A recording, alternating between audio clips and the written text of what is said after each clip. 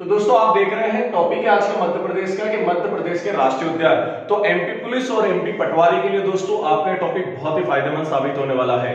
तो वर्तमान में यदि बात करें मध्य प्रदेश के राष्ट्रीय उद्यान की दोस्तों, तो वर्तमान में कितने हैं आपके 12 राष्ट्रीय उद्यान है। कहीं कहीं आपको 11 भी मिलेगा क्योंकि कुछ किताबों में दे रखा है कि 2020 और 21 की वन रिपोर्ट के अनुसार ओमकारेश्वर जो है दोस्तों उसका राष्ट्रीय उद्यान का दर्जा समाप्त कर दिया गया है। लेकिन वर्तमान की स्थिति की बात करें दोस्तों तो 12 आपके राष्ट्रीय उद्यान है और अभ्यारण्य की बात करें तो ध्यान रखिएगा 24 आपके अभ्यारण्य है और जिसमें से 5 आपके जो है प्रस्तावित है, तो टोटल संख्या हो जाएगी 29। लेकिन 5 प्रस्तावित है ध्यान रखिएगा, तो 29 आप ध्यान नहीं रखेंगे, अभ्यारण्य हो गए 24 और 12 क्या हो गए राष्ट्रीय उद्यान।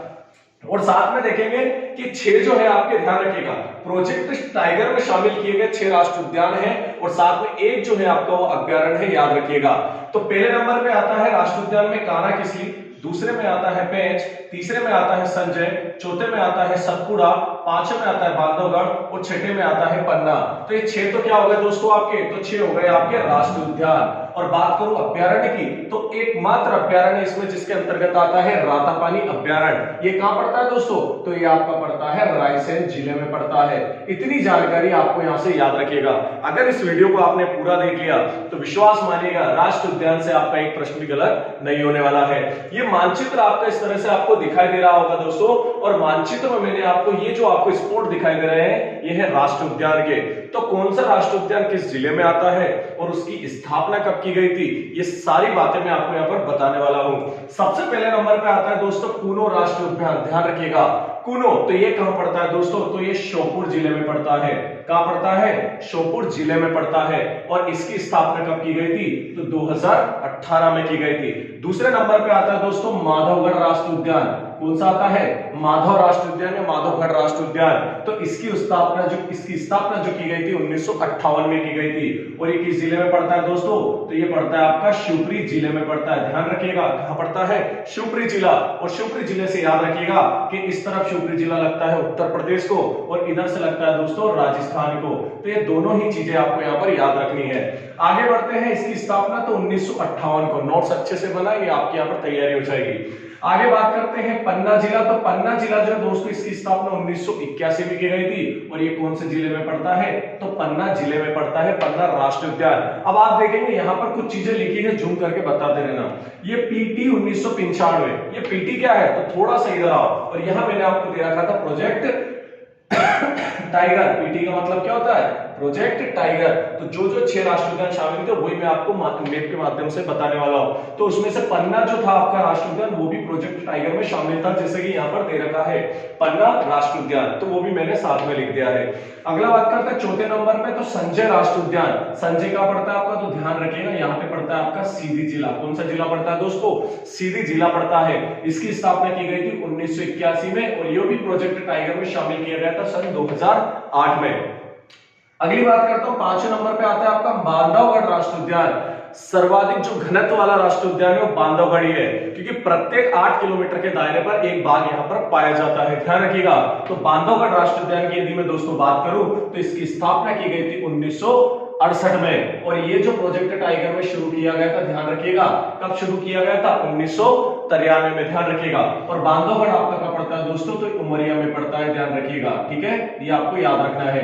आगे बात करता हूं, यहाँ 6ठे नंबर पे दे रखा है आपको जीवाश्म, जिसको फोसिल राष्ट्रीय उद्यान भी बोला जाता है। और ये दोस्तों आपका कहां पड़ता है, तो यहां से सबसे पहले देखिएगा 1968 में इसकी स्थापना की गई थी। कब की गई थी स्थापना, 1968 में इसकी स्थापना की गई थी, ध्यान रखिएगा। आगे बात करते हैं, यहां से बांधवगढ़ आपका हो चुका है। अगला है जीवाश्म। तो याद रखिएगा कौन से जिले में आता है दोस्तों, तो ये आता है आपका डिंडोरी जिले में। ध्यान रखिएगा कौन से जिले में, डिंडोरी जिले में इसकी स्थापना की गई थी 1968 में। राष्ट्रीय उद्यान की बात कर रहा हूं मैं। अगला बात करते हैं, 7वें नंबर पे आता है आपका कान्हा किसली। ध्यान रखिएगा कौन सा आता है, कान्हा किसली। तो ये भी प्रोजेक्ट टाइगर में शामिल किया गया था 1974 में और इसकी स्थापना की गई थी 1955 में। और ये कौन से जिले में पड़ता है, ध्यान रखिएगा, तो ये पड़ता है आपका मंडला जिले में। अगला बात करते हो 8वें नंबर का राष्ट्रीय उद्यान, तो ये है आपका पेंच राष्ट्रीय उद्यान। इसका एक और नाम रखा गया है इंदिरा गांधी प्रियदर्शनी राष्ट्रीय उद्यान। कौन सा, इंदिरा गांधी प्रियदर्शनी राष्ट्रीय उद्यान। क्यों किया गया है, क्योंकि इंदिरा गांधी जी उस समय वहां पर गई थी और प्रियदर्शनी नाम, क्योंकि इंदिरा गांधी का बचपन का नाम प्रियदर्शनी था, इसलिए इस पेंच राष्ट्रीय उद्यान का नाम क्या रखा गया, इंदिरा गांधी इंदिरा गांधी प्रियदर्शनी राष्ट्रीय उद्यान, ये प्रोजेक्ट टाइगर में शामिल किया गया था सन 1983 को। अब यहाँ आप बोर्ड से देखेंगे, जूम करके बताइएगा, यहाँ आप बोर्ड से देखेंगे तो दो बाउंड्री के अंतर्गत आता है। यहां से आप देखेंगे दोस्तों तो इधर पड़ता है आपका छिंदवाड़ा जिला, कौन सा पड़ता है, छिंदवाड़ा जिला, और इधर आपका पड़ता है सिवनी जिला, कौन सा जिला, सिवनी जिला। तो दोनों ही जिले की बाउंड्री पे आता है, तो ध्यान रखिएगा। आगे बढ़ते हैं, यहां से अगला आता है आपका 9वें नंबर पे, वो है आपका सतपुड़ा राष्ट्रीय उद्यान, और सतपुड़ा पड़ता है आपका कहां पर, होशंगाबाद जिले में। कहां पड़ता है, होशंगाबाद जिले में पड़ता है, ध्यान रखिएगा।